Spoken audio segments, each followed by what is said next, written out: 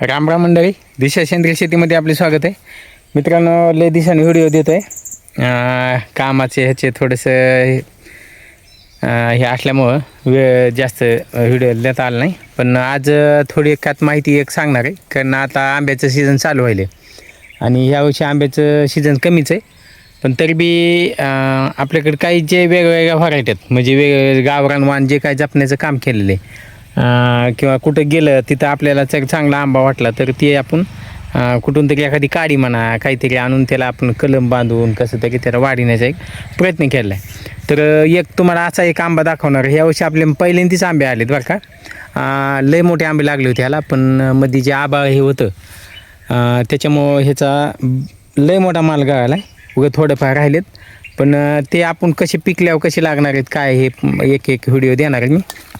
आता ही व्हरायटी का, हिला कोणती व्हरायटी म्हणायची आता तुम्ही बी कमेंटमध्ये सांगा बरं का.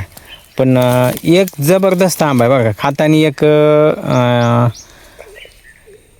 खाल्ला जर आपण कच्चा जर खाल्ला आहे तर ककडीसारखा लागतो, थोडासा आंबूस बी लागतं आणि ककडीसारखा थोडासा त्याला फेवर येतो बाय. हे असा आंबा आहे. आता तुमच्याकडे जर असला आंबा असला तर तुम्ही नक्की कमेंटमध्ये सांगा बरं का. कारण माहिती आहे का, हे जे काय आंबा जपण्याचं गावरान आंबा म्हणा कोणता बी असू दे, एक जपण्याचं हे ते काम थोडं आपण वाढवायला पाहिजे. कारण गावरानमध्ये जी काय खमंगपणा आहे का ते कुठंच नाही बरं का. हे बाई असे दिसायला ह्याला एकदम भारी दिसतंय, लांब आहे असं आहे. आता इकडा तुम्हाला दाखवतो. कारण हे जे काय आंब्याची साईज आहे का अशी केशर बी नाही, नीलम बी नाही, हापूस बी नाही. हापूस तर गोलच असतोय. तोतापुरी नाही, लांगडा बी नाही किंवा ककडी आंबा बी नाही. हे वेगळंच आहे. आणि तुमच्याकडं जर असला तुम्ही कोणत्या भाषेत काय काय म्हणतात ह्याला ते बी कमेंटमध्ये सांगा.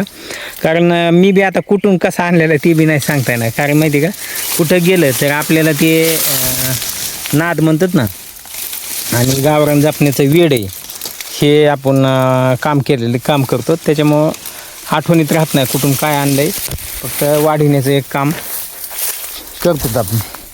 आता ही मिश्र बाग आहे आपलीकडे सगळी.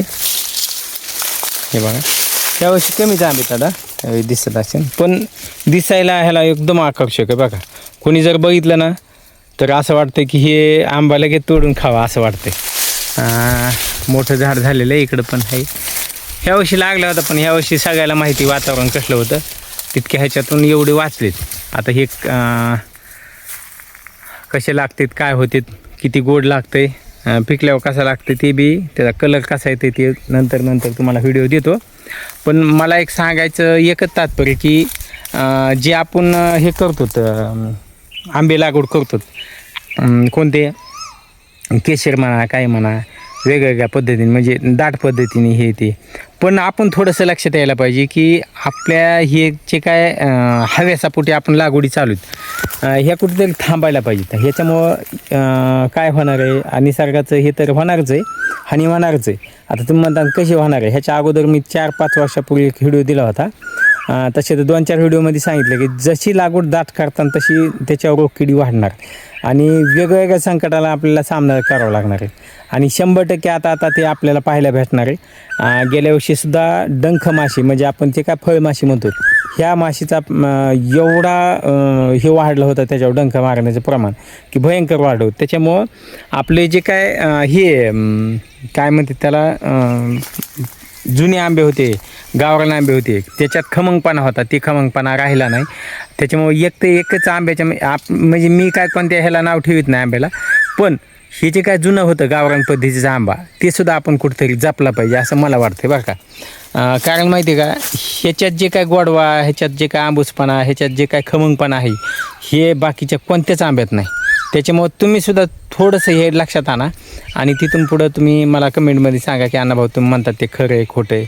आणि तुमच्याकडं गावरान आंबे असले तर खरंच मित्रांनो कुठंतरी बांधाच्या कडीला, चाराच्या कडीला, रस्त्याच्या कडीला, आखाड्यापाशी एखादी एक पूर्वजांची एक आपली जुनी परंपरा होती किंवा त्यांची एक आठवण म्हणून ती कुठंतरी कोया म्हणा, कुठंतरी कलम म्हणा, त्याची जर लागवड जर केली तर आपल्याला नक्की ते आजी आजोबा, आई वडील कोणीतरी आपल्याला पणजी पंजोबा हे जे काय हे आपल्याला आठवतील आणि आपल्या आठवणीला उजाळा भेटेल आणि त्या आठवणी ताज्या होत्या. मला एवढंच सांगायचे मित्रांनो. व्हिडिओ कसा वाटला ते बी कमेंटमध्ये सांगा. असे नवीन नवीन व्हिडिओ तुम्हाला आता घेत येईन मी. कामाच्या ह्याच्यामुळं आपल्याला वेळ भेटत नाही मित्रांनो, त्याच्यामुळे समजून घ्या. भेटू. धन्यवाद. राम राम.